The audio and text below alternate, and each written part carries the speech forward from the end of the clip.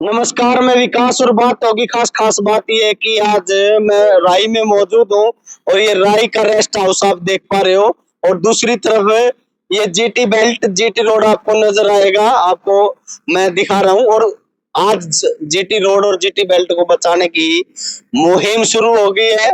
आइए पूरा मामला आपको समझाते हैं। हमारे साथ मनीष है। मनीष, क्या पूरा मामला, क्यों आज आवश्यकता है जीटी रोड को बचाने की, जीटी बेल्ट को बचाने की?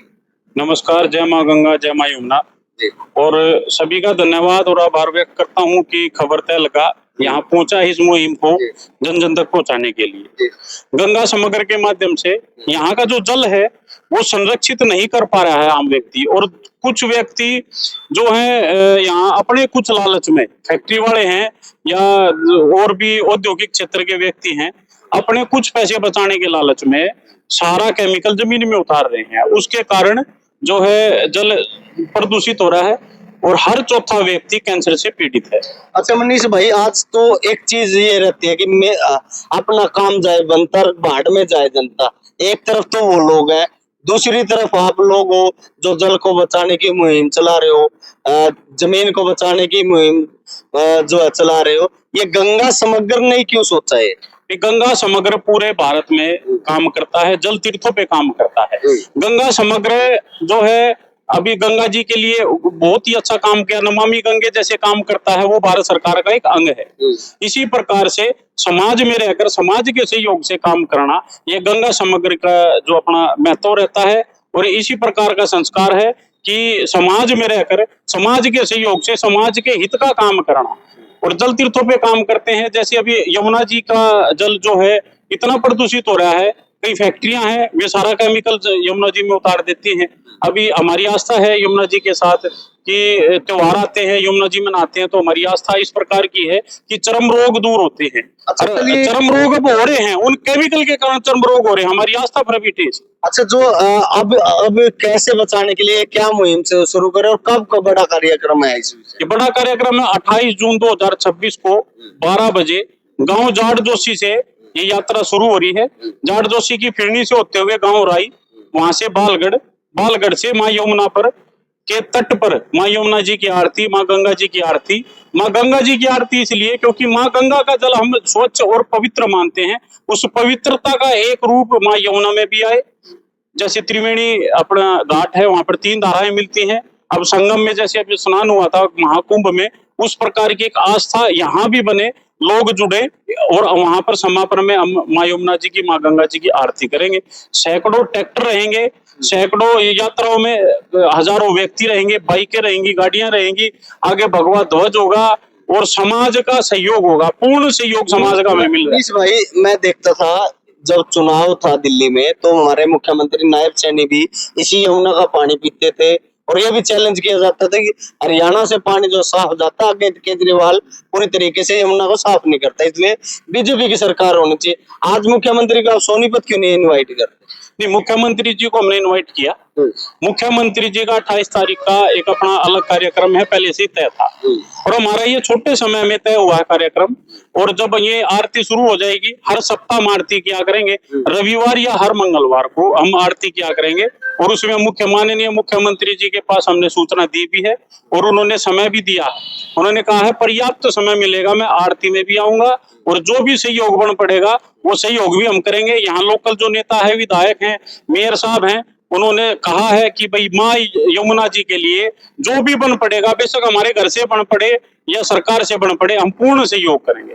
हमारे साथ रमेश महिपुर भी है जो जल बचाने के लिए लोगों के और किसानों को जल दिलवाने का इन्होंने काम किया था, चाहे गोहाना, चाहे खरखोदा और चाहे अपना दूसरे जो साथ में लगते हैं सोनीपत, अन्य जगह इनका बड़ा विशेष सहयोग जो रहा है।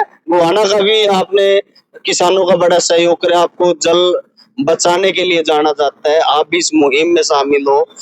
कैसे देखते हैं ये यात्रा आज निकालनी पड़ रही है? केमिकल जो है फैक्ट्री अब जो है लगातार जल में डाल रही है, या यूं कहे कि जब जमुना में पानी नहीं होता तो ये फैक्ट्री अपना पानी वहां छोड़ रही।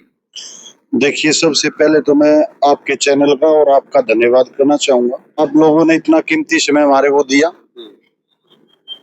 हमने जो ये यात्रा निकाली है, जल बचाओ यात्रा गंगा समग्र के तहत हम ये यात्रा निकाल रहे हैं और हमारी यात्रा करीब करीब 5 घंटे की है।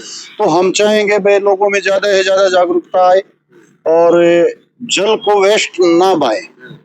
और जो हमने मुहिम चलाई है, ज्यादा से ज्यादा जो हमारी टीम के सदस्य हैं उन्होंने उनकी जिम्मेवारी भी लगाई है। अगर एक एक परिवार को आप नहर से सुबह 20 लीटर अगर जल ले आके दोगे तो हमारे जो एक परिवार 20 लीटर जल पीता है और उसमें आरओ में 20 लीटर लगाने के लिए 40 लीटर तो हमारा वैसे खराब हो जाता है। 20 लीटर ही आरओ देगा तो 20 लीटर पानी तो हमारा वो बच गया और 40 लीटर जो आरओ में वेस्ट जाता था वो बच गया।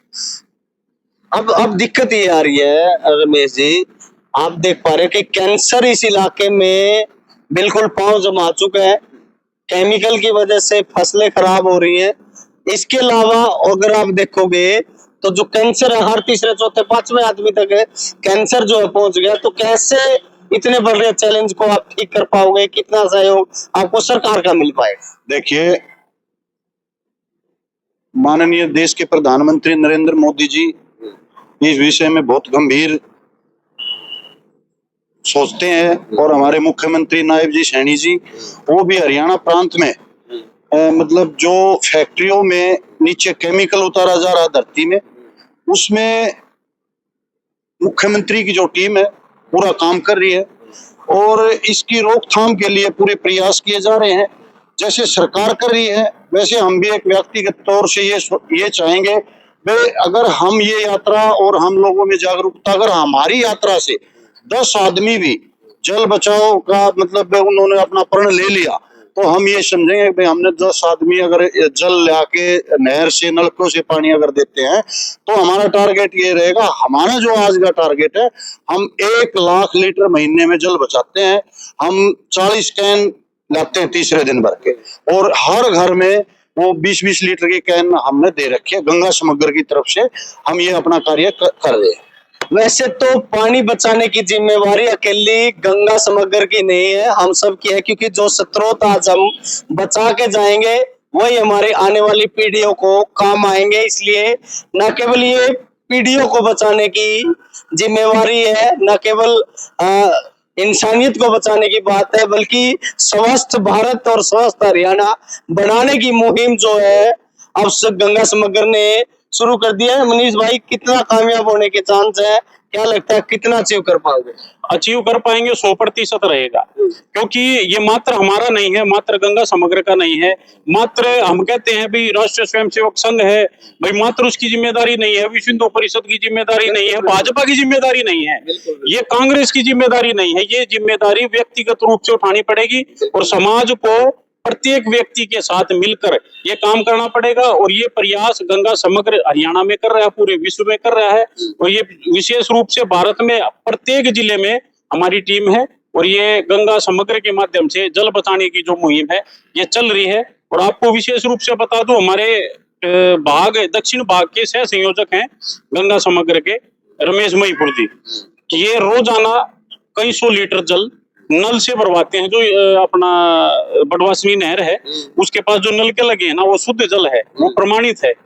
तो अगर एक आरओ 10 लीटर जो जल फिल्टर करके हमें देता है, उसमें उसके बदले वो 40 लीटर बर्बाद करता है। तो उस 40 लीटर को, और ये 10 लीटर जल है ये हमें देता है, ये 50 लीटर जल बचाने का काम जो बर्बाद हो रहा है, जो किसी प्रयोग में नहीं आ रहा, ये भाई साहब के माध्यम से हो रहा है।